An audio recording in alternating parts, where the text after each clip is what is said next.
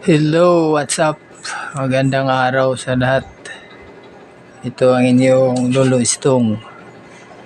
Magtuturo sa inyo ng basic sa gitara. Video tutorial po ito. Ang pinakamainam po, kailangan meron tayong at least sa gitara at naka-tuner. Ganito tuner. Tapos i-on natin, i-long press lang natin para matiyak natin yung tono ng ating gitara ay nasa tama. Piliin lamang natin dahil marami siyang selection dito. Pwede siya mag-tuning ng violin, bass, guitar. Tiyakin natin na nasa G siya, guitar. Okay, click natin siya dito. Hihitin lang natin para makita natin ang ano niya. Yan. Tiyakin natin na nasa tamang tono ang string number 1 hanggang 6. Yan. Ang number 1 string dapat A. Wag berde ang ilaw niya. Pag nag-green ang ilaw niya, okay na yan. Tapos, number 2 string, B. Ito na natin. Ayan, tama na siya. Nasa verde na. Tapos, number 3 string, nasa P of G. Pag lumagpas, babalik siya sa puti. Pero pag tama na ang tono niya,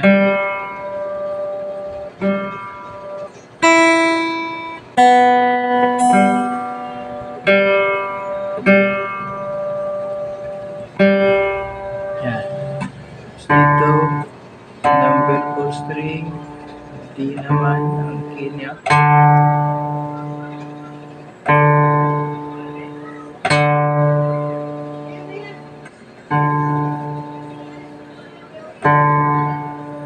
Yan. Tama na siya.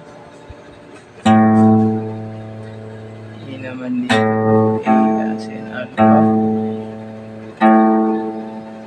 Tapos E. Yan.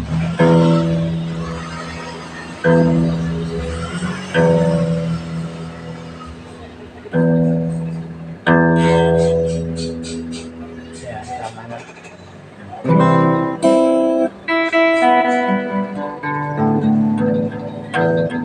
Okay. Tanggalin na natin siya. Tapos natin siyang gamitin. I-long press ko lang ulit para ma-off siya. Para hindi aksaya sa baterya. Ngayon, pag-aralan natin, ito yung head ng gitara. Ito yung kanyang board. Kanyang mga fret naman ito. First fret, second fret, third fret hanggang pataas na yan. Ito naman yung kanyang string. 1, 2, 3, 4, 5, and 6. So basic, key of C tayo. Yung number 1 na daliri mo, ilagay mo sa number 2 string, first fret. Tapos, ang second finger mo, ilagay mo dito sa 4th string. Tapos, ang third dito sa 6th string, sa 3rd fret naman. 3rd fret din ito, 4th finger mo. Yan na yung C.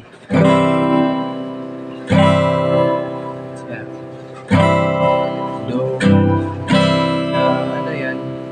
Sa nota talaga na basic. Yan yung C. Tapos ito naman si D. First finger, third string, second fret, second finger, first string, second fret din. Tapos ito naman si third finger, sa third fret, second string. Si D. Tapos si E naman na E. Ito, E ko, ito ang ano. first finger dito naman sa third string, first fret. Tapos second finger sa fifth string, second fret. At ang third finger dito naman sa fourth string, second fret pa din.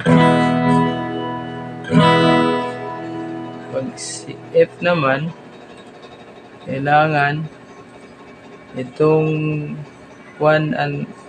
first and second string, pati itong sixth string niya, ay maano mo siya sa first fret.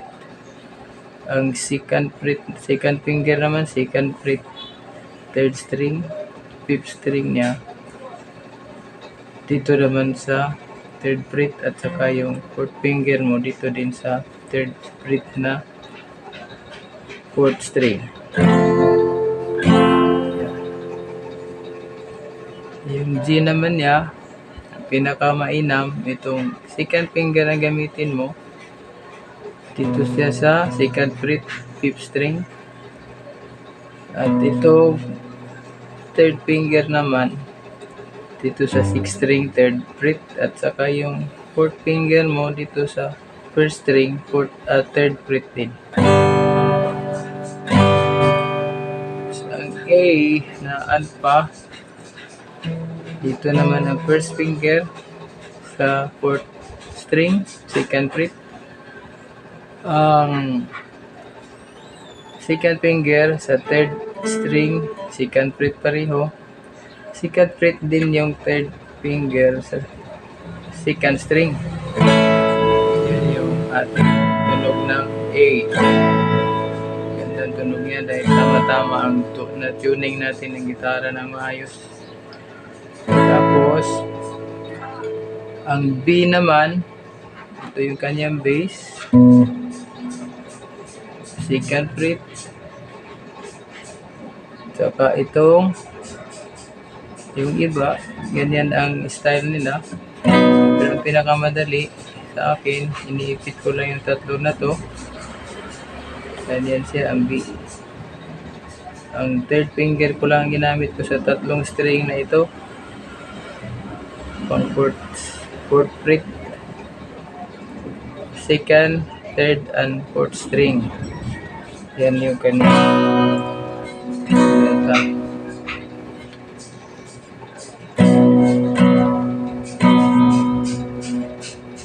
siya. Tapos yun, yan yung sinatawag na nota sa G-clip natin na do, re, mi, fa, sol, la, ti, do. Kagaya niyan, do, re,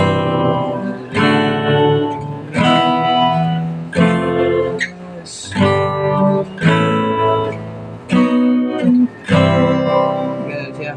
Yan yung pinaka-basic. Pag-aralan naman natin yung balikan natin yung C. Yan. Second string, first fret, first finger. Tapos dito sa fourth string, second finger, second fret. Tapos ang sixth string at saka fifth string sa third fret.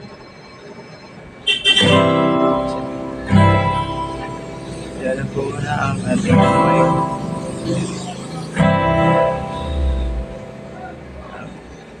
Makabuo ka na ng isang kanta, minsan sa tatlong nota lang. Ito naman yung kanyang G. Kanyang C. Tapos F. Yung tatlong nota na yun, makabuo na tayo ng kanta niya. May mga kanta na nagagamit tatlong nota. Yan lang po muna sa ngayon ang ating bibigay na